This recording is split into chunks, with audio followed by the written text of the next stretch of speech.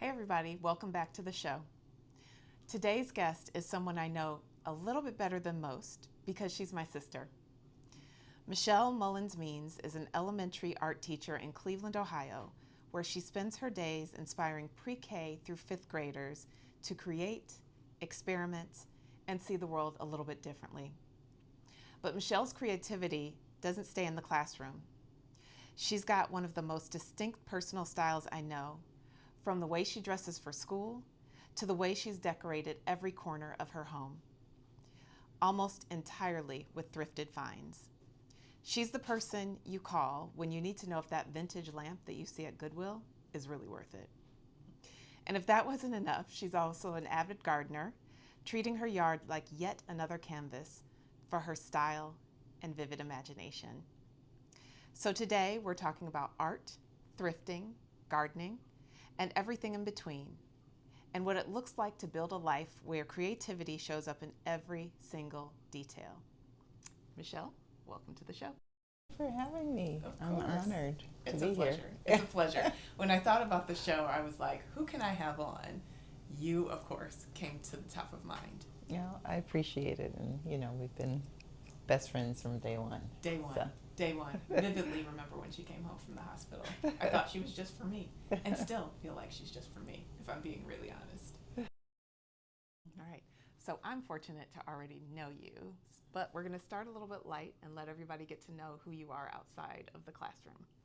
So I have some warm-up icebreaker conversation questions for us. So the first one is, if you had to describe your personal style in 3 words, what would those 3 words be? My personal style is creative, colorful, Mm-hmm. and eclectic. Yes, for sure. You are able to mix things that nobody would put together, and you're like, well, of course, that makes sense. And it looks so cool. It's a very curated and collected and layered look is what you bring to every space, your garden, your home, everything. Thank you. I don't really realize what I'm doing. I just know that I'm gravitated towards certain things. And I heard somewhere that when you just pick things that you love, they will automatically go together. Now, it does help that I have a background in color theory, so I understand how colors work together. Yeah. But I don't care about a trend. I don't care about what they're wearing on TikTok. If I like it, I'm going to put it on my body, and it's going to make me feel amazing. Exactly. And I think that's the difference between having personal style and being on trend. You can be both. You certainly can be both. But I also think as you get older, it's about, okay, I know what I like, I know what works for me, and that's what I'm going to do. Nice of y'all to do that over there, but I'm going to do me over here. Exactly. Yeah. I even get comments from my kids like, "What are you wearing?" I'm like, "Whatever the hell I want." That's right. Exactly. Right. You'll catch up in 20 years. Right. You're right. So. Exactly. For sure. For Yeah. sure. You know me and my daughter, right? And she's like, Exactly. that is the worst. Give me a baby tea. Right. Perfect. Give them 10 years, and then it'll be like, you know what? That lady had style. That's right. That's exactly. I hope so. Yeah. I do indeed hope I so. can only hope. Yeah, for sure. So we talked about how you view yourself. What would you say is a word or phrase your students would use to describe you? I definitely think that they would say talented. And the reason why I say that is because I greet all of my students every day. I say this little phrase probably 6 times a day because I teach 6 classes a day. I say, "Hello, my talented artists." And they respond back, "Hello, my talented art teacher." Because I want them to start to refer to themselves as artists, even the ones that may not necessarily be strong in drawing or painting.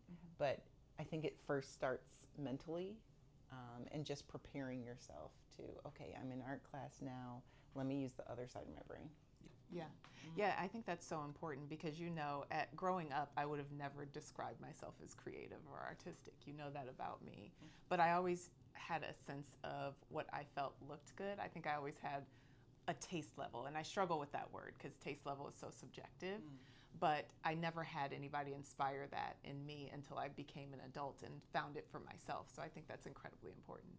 And I think the reason that you may think that, because I always thought that you were extremely creative. Really? But I think because it might not necessarily compute to like pencil and paper and sitting down and making a realistic representation of something, but you've always had an eye for what you like, what you want to put on your body, and especially recently just knowing how to dress yourself individually. Yeah. Well, it's a whole journey of self-discovery for sure, right? Because there can be a very big difference between how you see yourself and then how people perceive you. Very true. Yes, indeed, for sure, for sure. Okay, here's a fun one, just casual. Coffee, I know the answer to this. Coffee or tea while you're getting ready for your school day, or before you're getting ready for your school day? Coffee. Yeah.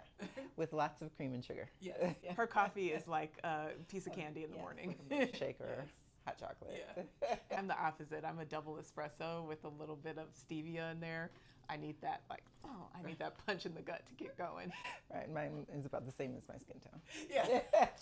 Very true. Very true. There's not much color left by the time you're done with your cup. All right, fantastic. Okay, so now we're going to move to teaching art. So one of the reasons I wanted to have you on the show, besides you just being amazing and just love you, love her, is that you spent your career helping young kids discover their own creativity long before most of them even have the words for what they're making. So I want to start there. Okay. So what first drew you to teaching art specifically rather than anything else? I wouldn't be able to be a teacher if I wasn't teaching art. And I think what makes me a great teacher is that I vividly remember the feeling of being a child. I remember some of the thoughts and feelings that I had, and I feel like I'm very good at reading children's faces and their doubt. So the first thing that I try to do is establish a relationship, because you're not going to teach anybody anything if you're a stranger and they don't feel comfortable. So I know 365 names, 10 of those are probably Jaden, but I make it a point to make sure that I can say, I'm not going to know your last name, but that I can call you by name, that my students love it when, because my room is color coordinated, they love it when I remember where they sat last year. So that's step one. Step two is I leave no doubt. It's really important that you tell a child exactly what the expectation is, because kids like parameters. They like to know what to do, because then that makes them feel like they have, like they can do it.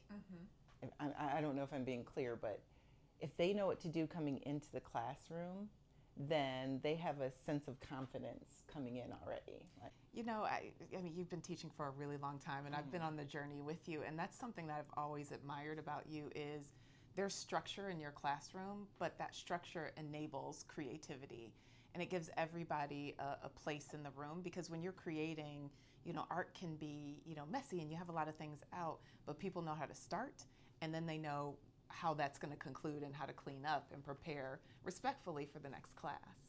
And I think that's a big misconception.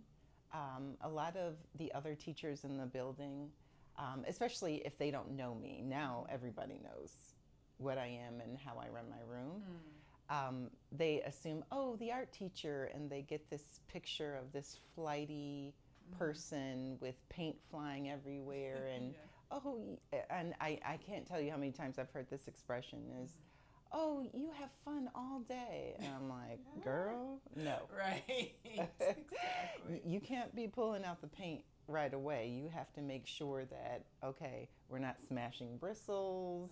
We wipe it on the lip, not these lips. I have a lot of different little phrases where the kids it'll stick in their brain. Yes, exactly. And that takes thoughtfulness and intentionality about how you approach things.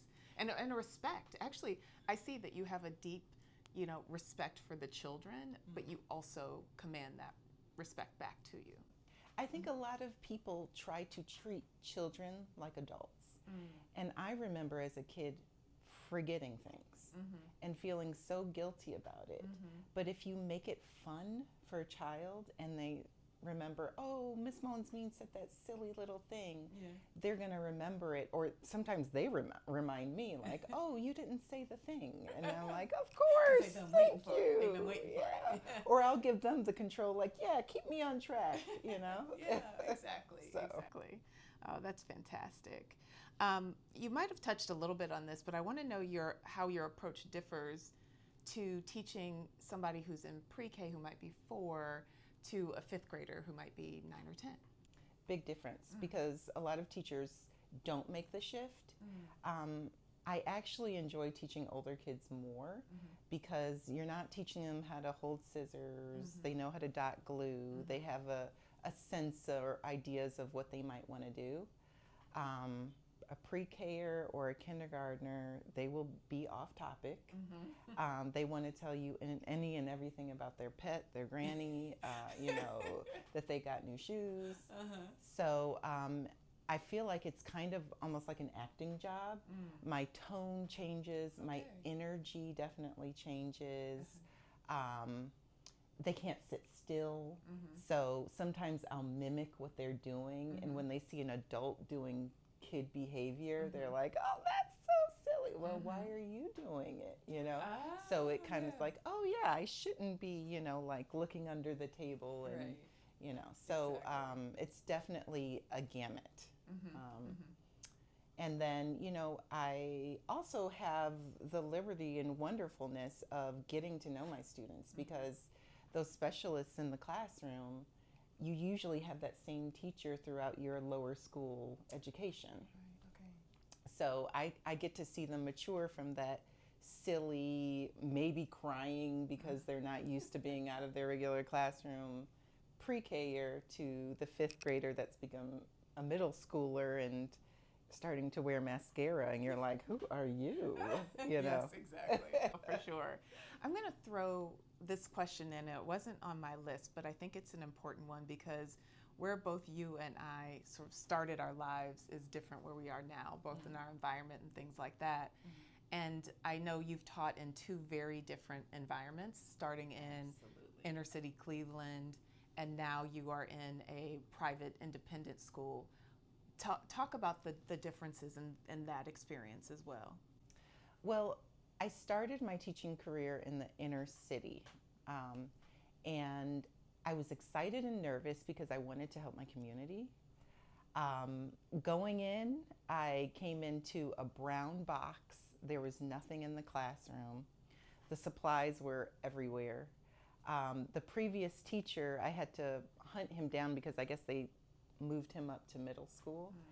And he gave me no instruction, and he told me, good luck, they're going to eat you alive. So I'm a 23, 24-year-old, like shaking in my boots. And also, you got to remember, in the inner city, a lot of kids, they fail a couple grades. So I got kids with mustaches coming in and, you know, hitting on me, and I'm like, let's pull out the crayons, you know? So I definitely had, I would say for the first 2 to 3 years of teaching, I came home crying most nights, you know, thinking, what have I done? This is not the right profession for me. And you know me, like, I also have a temper, like, I'm going to kill somebody. Yeah. So, but I was just having this conversation with my husband. It might have been this morning, maybe the morning before,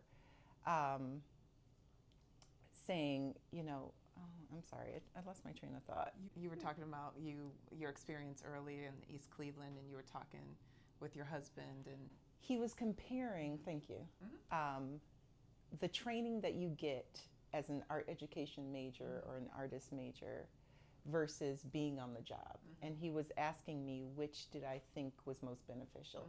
On the job, for sure. Always. I feel like in every profession, on the job is going to teach you everything. I feel like I really, well, I'm not advising this, but I didn't need the education that they provided. I mean, they were telling me to create 3-page long lesson plans per grade unit. No admin is going to look at that. And they come up every so often. They change the pedagogy. There's this new tool, this new wording that's going to make a kid sit down and listen and stop tantruming. It's not true, you know? So I've seen kids bust out into physical fights. I've had profane language.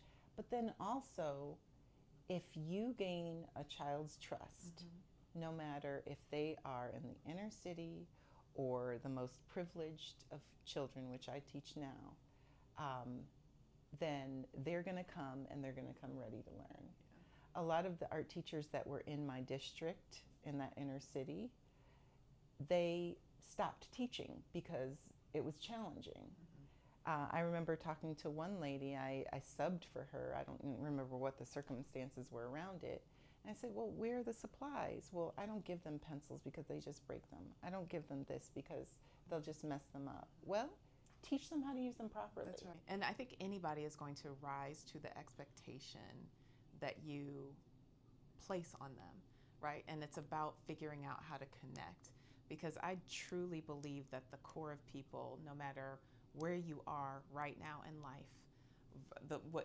to use colloquialisms, at the bottom of the food chain to the top, the core of people is the same, and people just want to be seen, they want to be respected, and they want to have the tools that they need to, you know, live their life, whether it is education or things like art and style.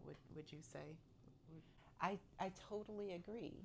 And I would have mock-ups of what we were going to do, whatever the lesson was. Now, it's kind of like when you make your kid eat their vegetables.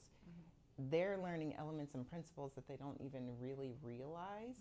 But if you make it fun, if you make it engaging, then they're ready. They want to know what the next step is. They want to know, how am I going to make my apple look like your apple?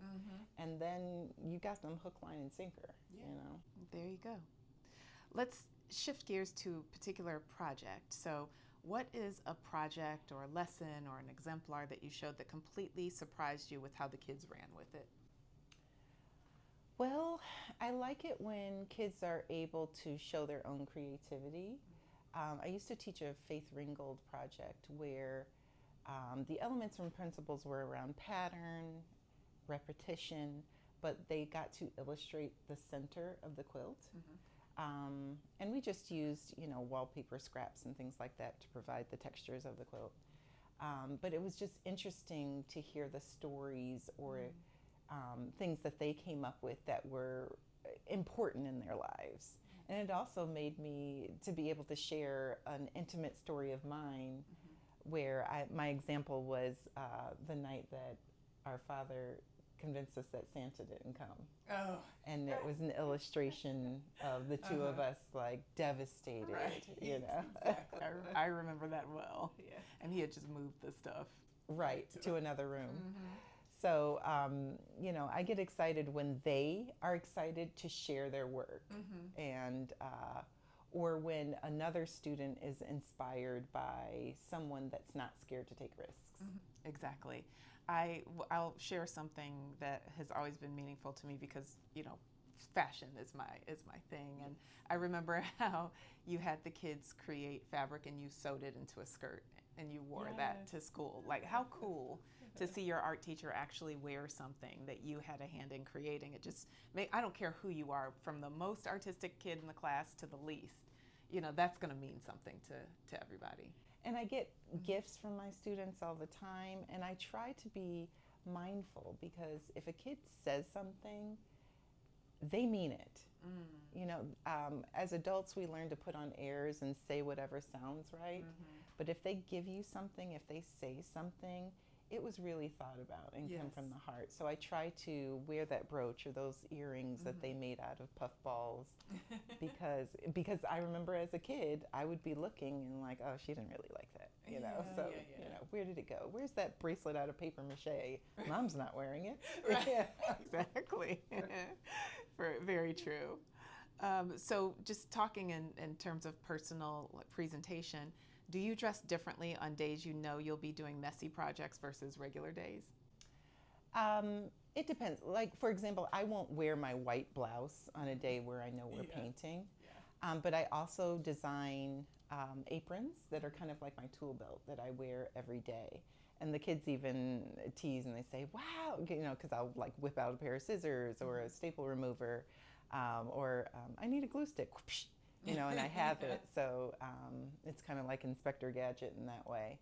So, but I also try to incorporate, let's say that we're doing a lesson on Keith Haring, and I have a few pieces, a t-shirt, a skirt that I'll pair. I have tons of artist earrings that I make and wear, where the artist will be on one side and an example of their work will be on another. Yes.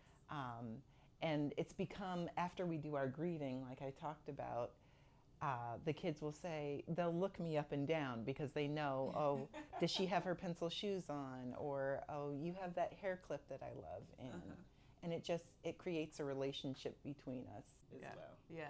You do always start the year with a fresh apron, at least one that you've sewn, and you do half ones and full ones, and I love seeing what you create, and also the upcycling of it all, because never ever have I seen you go out and buy something new to create that. You take what you have and you make that very special piece that's functional and also beautiful. Okay, so how do you introduce young kids to the idea that there's no one right way to make art? That's a challenge. Not necessarily for, I would say, pre-K through about second grade. There's something that happens around the third grade level where they start comparing themselves to other people. You talk to a first grader, they are the next Van Gogh. They scribbled on a piece of paper, it's the best thing ever, and you better tell them so. Slap a price tag on it, it is going somewhere. But there's something, it's part of adolescence where that comparing starts to happen. So I try to introduce my students to a lot of different artists and the way that they make art. I tell even adults, because I have adults come by my classroom and say, oh, I wish I had have had you as an art teacher because I hate this phrase, I can't draw a straight line with a ruler, or, which is not important. I tell them it's really important to expose kids to all of the mediums, different art elements, because you might not be able to draw realistically, but you have an eye for color. Or you can pick out amazing pictures and do these collages that are no joke. You might be a stitching and beading master. So I try to, by the time the kids are in third grade, I introduce them to stitching and fiber arts. So by the time they leave me as a sixth grader, I feel like they have a well-rounded, strong base of the art elements and principles. They've sampled just about every way that you can make art, and they kind of know what they gravitate toward. Yeah, and I again, because we talk pretty much every day, even the fiber arts piece has a pragmatic view to it, because you say, I feel like every kid should be able to sew on a button or fix a seam or whatever the case might be. So even if they're not going to take something and create, at least they have a practical life skill that they've learned by being, and I bet you if they ever have to sew on a button, they think of you. I hope so. Yeah. You know? Oh, they do. They do. And even in this age where, we wear something and we throw it away, if they see a rip in their jeans and they're like, you know what, I know how to do this running stitch and I have this cool patch and oh, I have some buttons. And all of a sudden you have a look that's happening.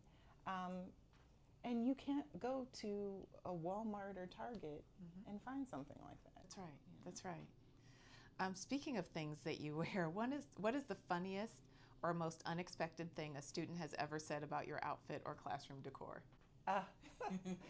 This one sticks out to me. He said, I like the way you change your clothes every day. And I said, I try to stay clean.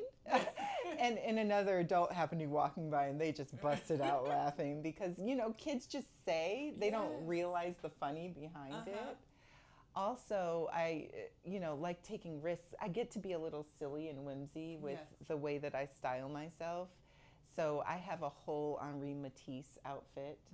For those of you that may not have a strong art background, but one of his most famous pieces are the goldfish. So if you remember those 3 goldfish in the murky kind of water, and they're in a like cylindrical vessel.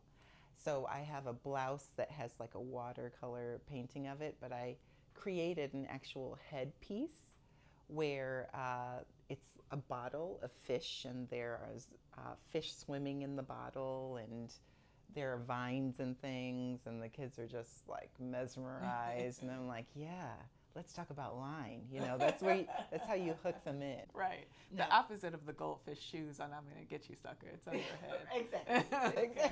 But if I could find those goldfish shoes, you know I know you'd have a wedge with a goldfish in it. Exactly. And then later at lunchtime, I'd be like, whoa. I know. Let me take it You off. told me that makes your head hurt a little bit because it's got some weight to it. Yeah. Mm-hmm. I actually put real rocks in there, which was not probably the best choice. Well, we live and we learn. Right. For sure. All right, let's talk a little bit and switch to personal style and thrifting, which is going to be so much fun to talk to you about. So what I find so fascinating is that your eye for teaching kids to see possibility in raw materials is the exact same eye you bring to the thrift store rack or garage sale or whatever. What did you say to me yesterday? There's so many garage sales happening. How is one supposed to concentrate on driving? Right.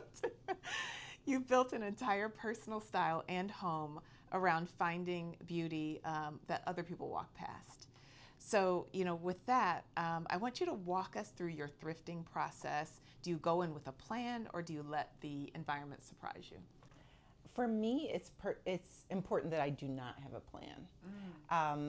I was talking to you about this the other day. In my later years now, thrifting has become so popular online that the game is totally changed. And when you go into the thrift store, you can see the frenzy. People go in and they, practically elbow you to the side because they think you're going to snatch up something that they have their eye on. So before I even get to my thrift stores, I say a prayer and I say, God, give me a discerning eye. Yes. And it works every single time. So I usually like to start in the home section, and I'm very thoughtful. There's like this frenzy and flurry, but I take my time. And now that I'm getting older, I don't like to bend down, but I do. And I start from the top shelf to the bottom, and I slowly look and I think. I also shop off season. So, I'm constantly changing my decor in my home for the seasons. So, right now is a great time to find fall and Christmas things. I just thrifted the cutest little gingerbread light switch cover because I've made little gingerbread wreaths to go in the kitchen. And,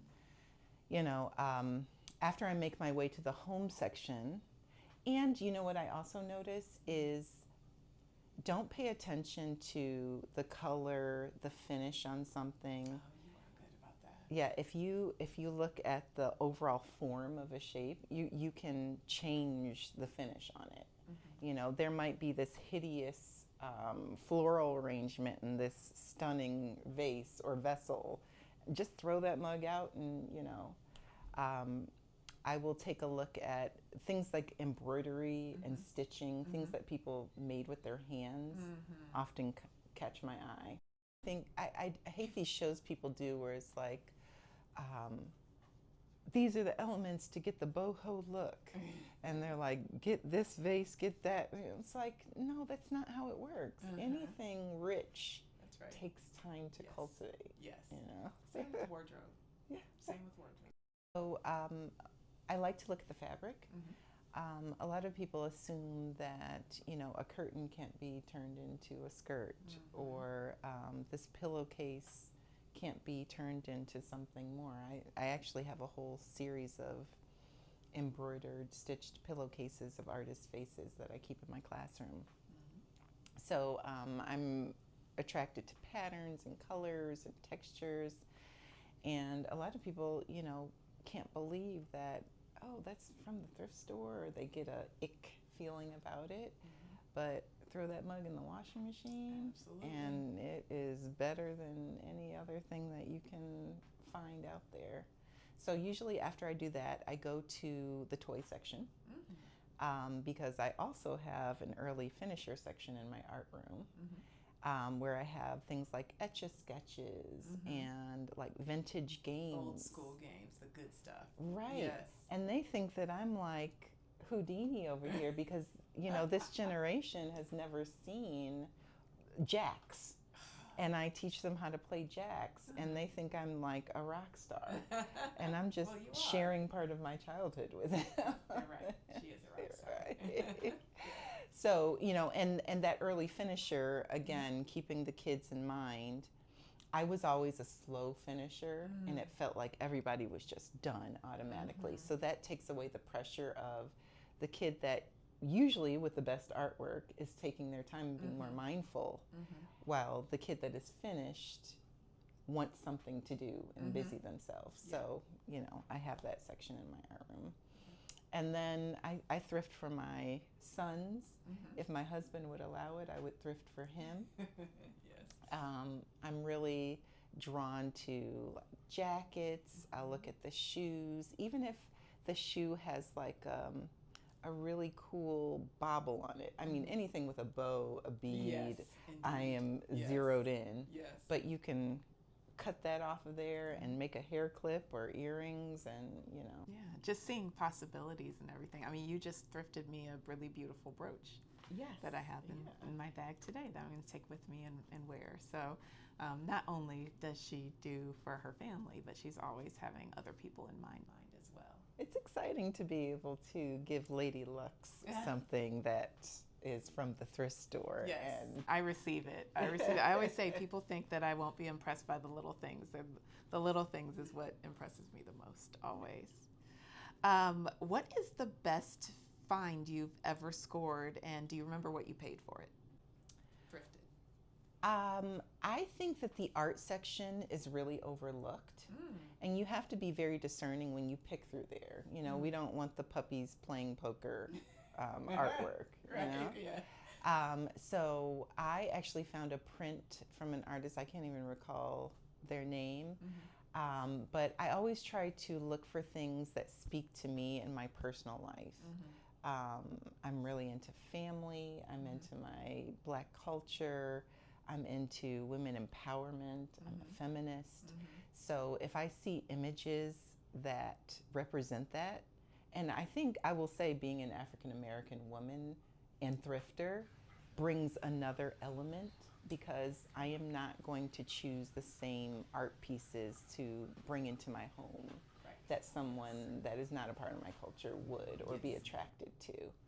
So, and also I have the advantage of being an artist. So if I see a texture of a background, I know I'm gonna paint a gorgeous portrait on top of that, and it's gonna be stunning. I've seen you do that so many times, where you bring home an art and you're like, okay, the background of this works, but the characters, or I'm gonna change this and make it different. I mean, look at the artwork behind us. I mean, it's all incredible, and I would say all either created by you or thrifted.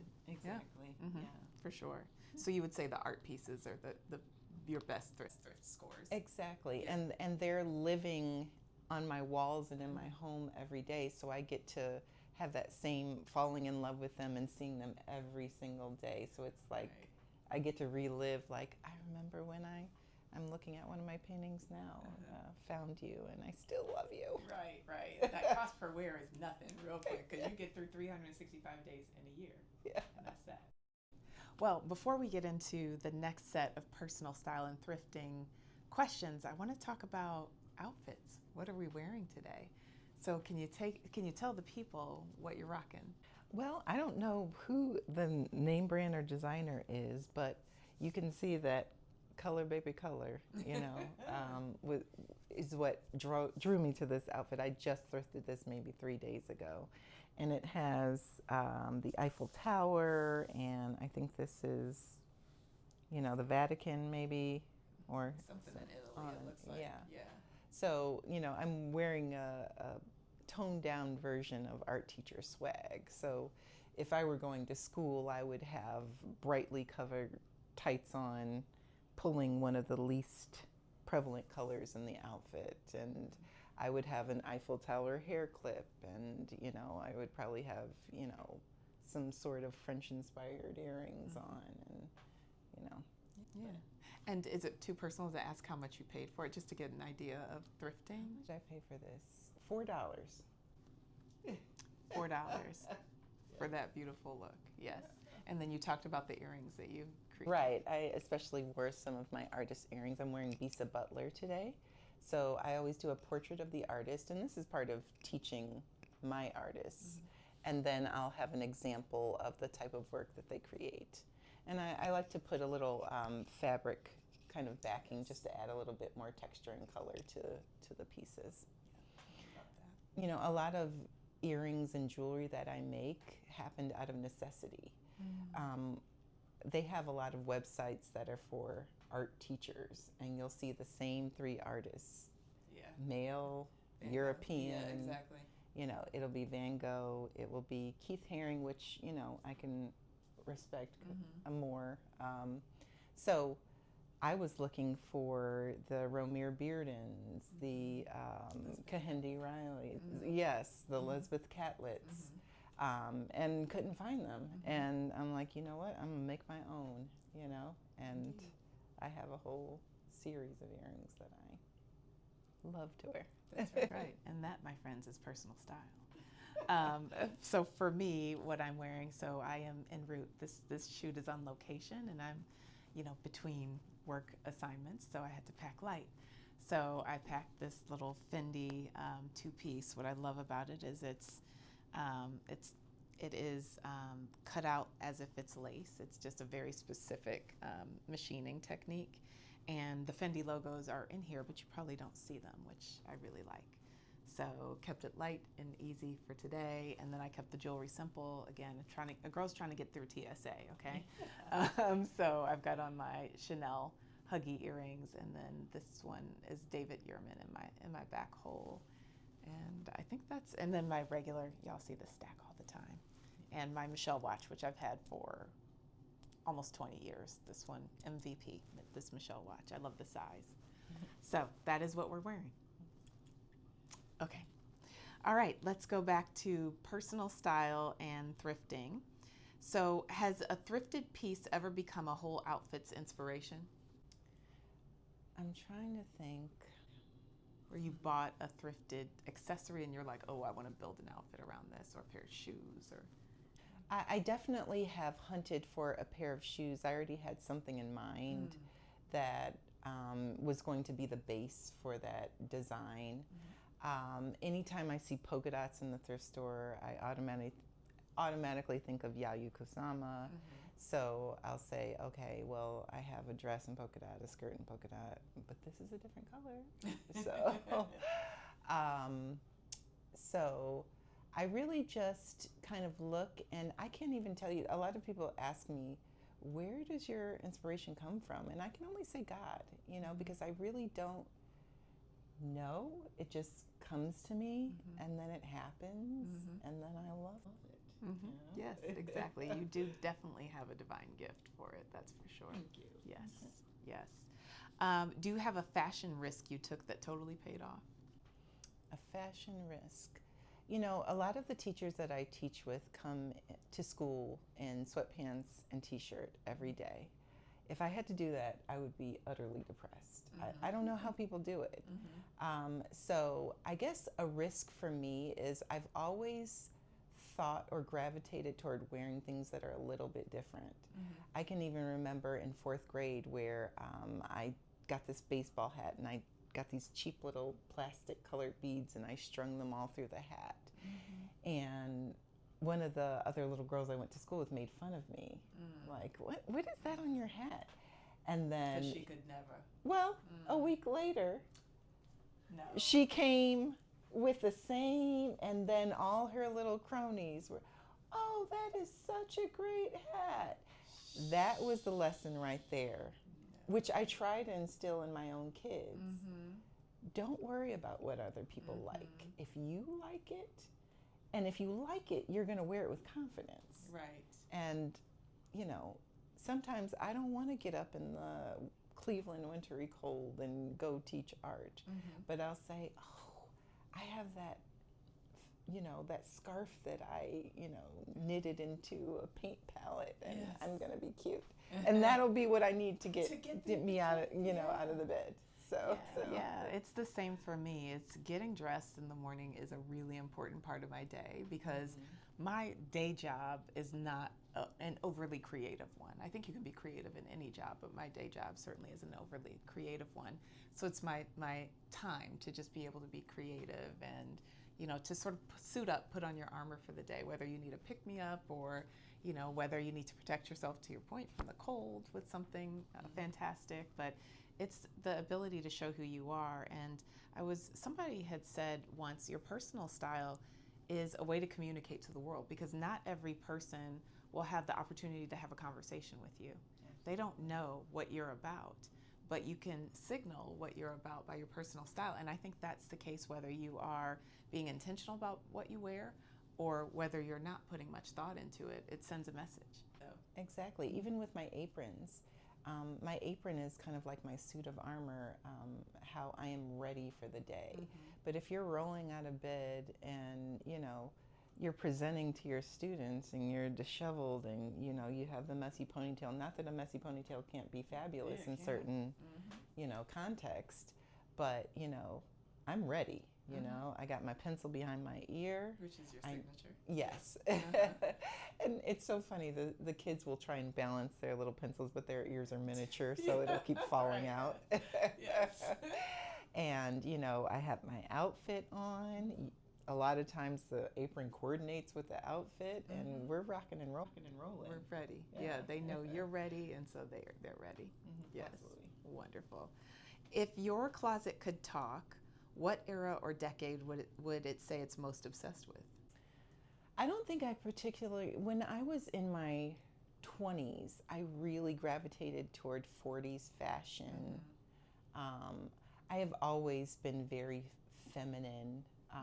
I loved wearing lace gloves when I was a little kid with the lace with the socks. Yes, with the lace around it. Yes. You know, So I've Mary Jane. Exactly. I still love a Mary Jane. Yeah, you do still love a Mary Jane. Yes. But I just gravitate toward whatever I like. So one day I might look very 40s, and then I'm doing an 80s moment with a bandana, a cutoff jacket that I painted and put a bunch of brooches on, you know. So I really couldn't say that it gravitates toward one era or another. I just have ideas, and I wake up and I put whatever on feels right in the moment. Yes. I love that. I love that. This is my son's artwork on the front of it. So they had a fundraiser. I don't know if you need me to hold that or not, but they had a fundraiser where you could get their artwork printed on the apron, but the apron was crap. So this part is the bought part, and then I added to it. The fabric and the bric-a-brac there, and the pocket you added, right? Okay. The straps, the pocket, the ruffle. Girl, they do the straps right. How many would you think that you've made over the course of what you've been teaching over 20 years? Oh gosh, at least double that. I think that's pretty accurate. Yeah, at least, because I have some seasonal ones too. Like I have a Christmas one, and I keep saying that I'm gonna make another one. I haven't yet. I have the fabric because I actually found those were sheets with black Santas and on them. I'm like, that's what I'm talking about. Like God, I will say, just give me discernment. I'm like, what is this doing here? Like we were, God is right. Look over there. Right, exactly. Yes. It happens just about every single time, and I'm like, yes, sir. Let me create. Take these hands, mold them. Okay, Shell, we're going to switch to some questions about gardening, which I know is a huge passion of yours. Your creativity certainly does not stop at the closet. It spills right out into the yard, which is that way. I wish you all could just enjoy this beautiful view, but you'll see some as part of the shots that we've pulled together. You're composing with color and texture, and you're using a whole different canvas. So I want to talk about that a little bit. So what made you start gardening, and has it changed how you think about art and design? It has. Gardening is a whole different element. What made me start is I have a really unique shaded garden, and I just saw the potential right away. When we moved into our house about 11 years ago, it was very overgrown. There were a lot of old trees. And if anybody can relate to buying a new home, a lot of times you put all the money into getting the home and then you are house poor for a while. We had to put a new roof on it. But we had to get a bunch of trees cut down. Well, we could afford for them to cut the trees, but to haul the wood away, they wanted a whole nother fee for that. And I said, bump that, and started rolling the logs into these paths. And I'm like, this is an element, this is a feel, this is a look. And it just started to shape the way I started designing my garden, where it's an experience. So that's really what got me started. Yeah, for sure. It's incredible, the transformation of what it was to what it is now. And I know also you've shown me visions of what you want it to be. So really exciting. It's so fun to, use Chat or Claude and, just dream. Yes, dream. Is there a plant that's taught you a hard lesson? Yes. There are so many plants that have taught me really hard lessons. I remember one of my first real plants was a gardenia, because I love Billie Holiday, one of my favorite blues singers, and the fragrance is amazing, but it is very prone to insects and bugs, and you have to constantly wipe the leaves off.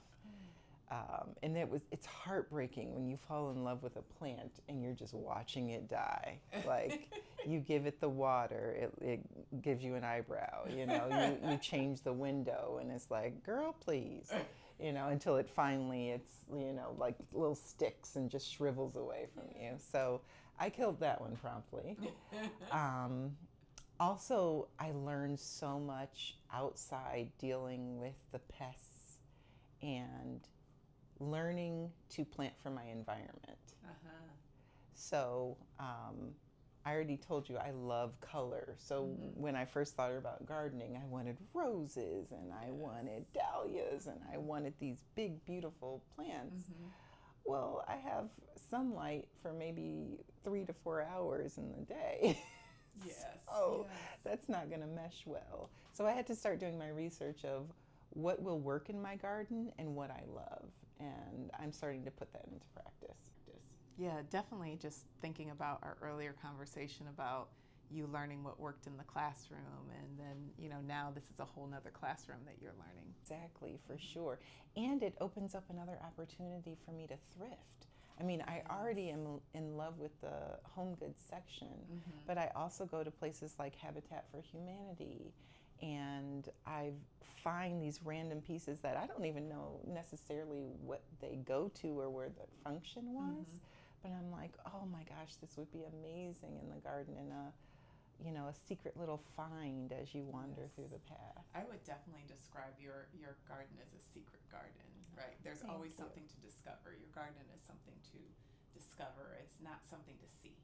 I mean, it is something to see, but beyond that, it's really, there's always something to draw the eye, and unexpected little things like a chandelier hanging in the middle of your garden. Right, which I got for free from a friend that was renovating.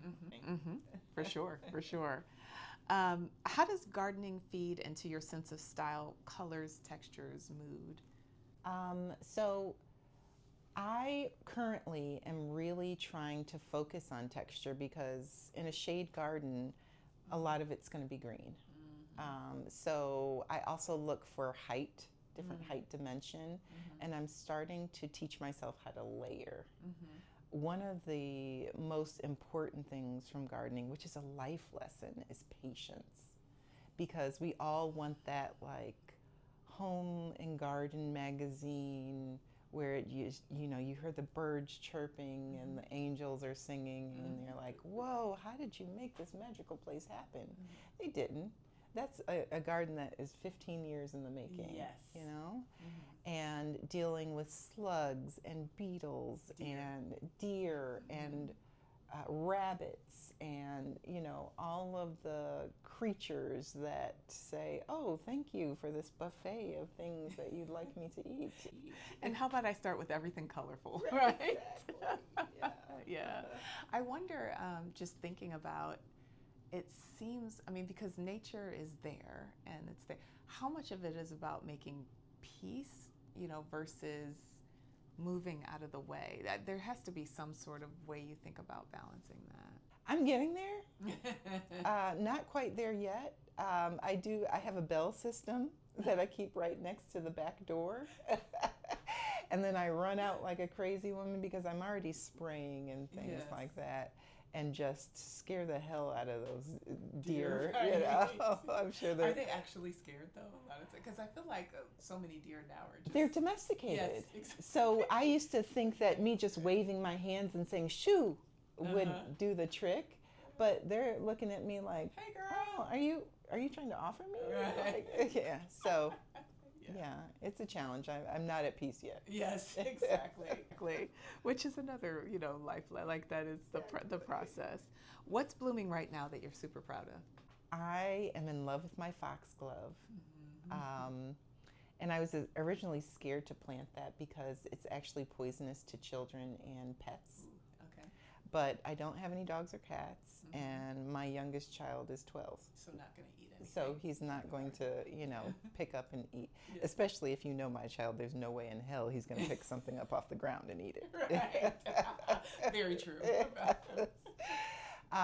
So, you know, that is rewarding because it actually thrives in shade, and they come in an array of colors, and they have a really beautiful height to them. Another lesson in patience, when you first plant them, they're not going to bloom right away. So they need time to establish those roots. Yes. And then, you know, the next year, they'll just be shooting up everywhere. That's right. Yeah. I love that. Also, yeah. I've gotten into dahlia tubers. Okay. It has been so rewarding because those are cut and come again. Okay. So the more you cut them, the more they're going to be like, let me give you some more. Let me give you some more. And that is so wonderful. Right, right. I love it. I love it. Love it. Do you garden the way that you thrift? Do you have a plan, or is it instinctive? This year, I started a flower garden. I knew in wintertime that I was going to do that. I winter sowed. Yeah. I started from seed. I remember you out there in the snow. Right, literally preparing with the seeds. And the best laid plans, even the chipmunks got in there and was like, you think you're going to have, you know, some Sweet William? Think again. Right. A winter snack for me. Thank you very much. Exactly, yeah. All of my green beans were promptly gobbled up. But I have one area in my garden that gets the light. And I envisioned this beautiful strip that even though the majority of my garden can't have those flushes of color, you know, and it's just about taking the chance, you know? Yeah. It could have blown up in my face and, you know, there'd just be shriveled up bits of nothing there. And the way we haven't been getting rain lately up here in the north, you know, which precipitated me getting rain barrels. Like it's always, you know, being inventive and figuring out a way, and that didn't work out this time, but you know what would work? That did work. Yes. Let me do that again, but even better this time. Exactly. I love it. I love it. All right, so everything you've shared today, Shell, teaching, thrifting, decorating, gardening, really does feel like different rooms in the same house. I want to close out this part of our conversation by just tying everything that we've talked about together. So that leads me to this question. Between teaching, thrifting, gardening, and decorating, which one feels the most you, and which one surprised you by becoming a creative outlet? I think teaching is the most me, because I have touched so many lives, and I don't think that there is anybody out there that teaches in the way that I do. Yes, I agree. I have taught my students at this point. I've been in the game so long. Mm-hmm. And I have been randomly at a gas station and a tattooed, hardcore, 6'5" guy comes out and says, "Miss Mullins Means." Well, I was Mullins at the time. Yeah. And tells me about how his grandma still has his mug that he made. Oh. And for me, that is so, like, what gives me the right to be able to get this much joy? Like, out of, I gave that to that kid. Mm-hmm. Well, not a kid anymore, but Mm-hmm. I mean, it is such an honor that I am part of kids' memories, the great ones, where I hope that when they think back, they're like, remember that one crazy art teacher that taught us the line song so that we know the difference between horizontal, vertical, and diagonal, and that's enough for me. Right. Or what did that teacher say every day when we were coming into class? And it's at the point now where I've been at my current school. The lower school and the middle school are in the same building. So you get these big, lanky middle schoolers, and I'll start into our saying, and they start saying it along with the They'll littles. be in the hallway. Yeah, passing by. Wow. And they just get the biggest grin on their face, like, I remember when. Yes. That's what it's all about, how we touch people. And which one surprised you by becoming a creative outlet out of teaching, thrifting, gardening, decorating? Gardening. Because I'm not a patient person, but it's changed my life and I get better each time. It's teaching me to take risks and just try and see what happens. Yeah.